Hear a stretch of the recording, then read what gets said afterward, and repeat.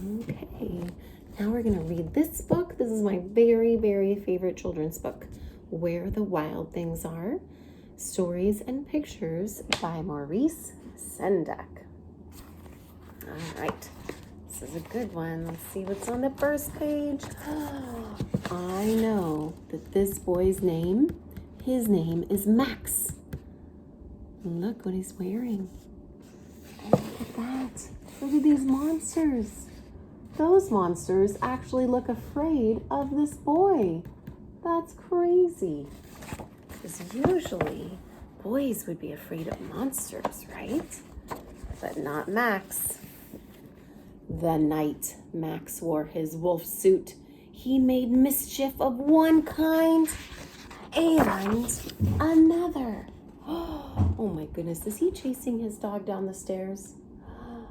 I don't think you're supposed to chase your dog down the stairs. I don't think he's being a good boy. His mother called him Wild Thing. And Max said, "I'll eat you up." And he was sent to bed without eating anything.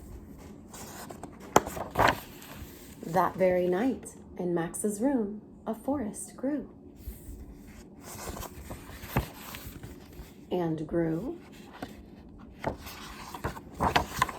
And grew until his ceiling hung with vines and the walls became the world all around.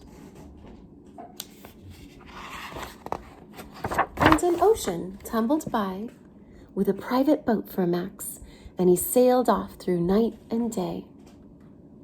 Look how happy he looks in his boat. Wow.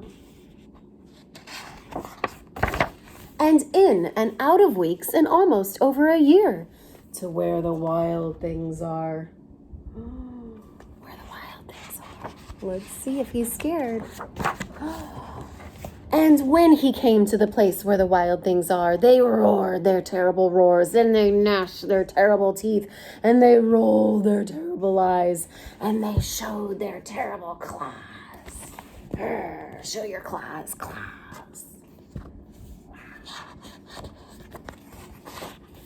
Till Max said, "Be still," and he tamed them with the magic trick of staring into all of their yellow eyes without blinking once. And they were frightened and called him the most wild thing of all.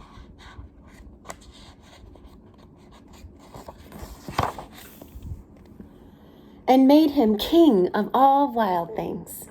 And now, cried Max, let the wild rumpus start. And they're howling at the moon. Howl! Can you howl at the moon? Howl! Let's see, what do they do next? Oh my goodness, they're swinging through branches, through the forest. And they're running through the forest. Oh my goodness. And then Max said, "Now stop." And Max said, and he sent the wild things off to bed without their supper. And Max, the king of all wild things, was lonely, and he wanted to be where someone loved him best of all. Then all around from far away and across the world, he smelled good things to eat. So he gave up being king of where the wild things are. But the wild things cried, "Oh, please don't go. We'll eat you up. We love you so." And Max said no. The wild things roared their terrible roars and gnashed their terrible teeth and rolled their terrible eyes and showed their terrible claws. But Max stepped into his private boat. He stepped into his private boat and he waved goodbye.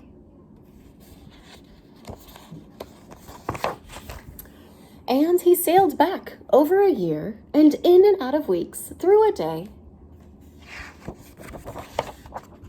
and into the night of his very own room where he found his supper waiting for him. And it was still hot. And that was Where the Wild Things Are, Story and Pictures by Maurice Sendak.